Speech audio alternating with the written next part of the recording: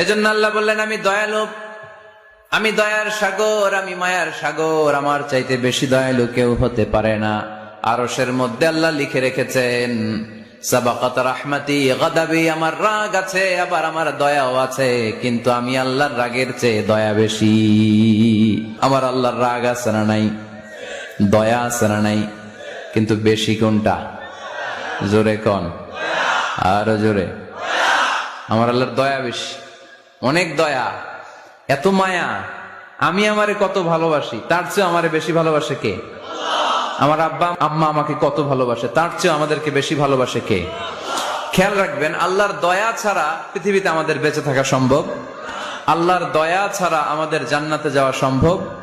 বিশ্বনবী বললেন, মান নুকিশা উযযিবা, কিয়ামতের দিন যাদের হিসাব নেওয়া হবে, ওই বেটা শেষ, ওই বেটা শেষ। আল্লাহ যদি বলে, এই নামাজ পড়লি না কেন, রোজা রাখলি না কেন, খাদ্যে ভেজাল দিলি কেন, ওজনে কম দিলি কেন, মাছে ফরমালিন দিলি কেন, যৌতুকের জন্য বউ পিটাইলি কেন, টেবিলের নিচ দিয়ে ঘুষ নিলি কেন, একটা একটা করে যদি আল্লাহ ধরে, একটা একটা করে যদি আল্লাহ জিজ্ঞেস করে, আমাদের উত্তর দেওয়ার কোনো সুযোগ আছে?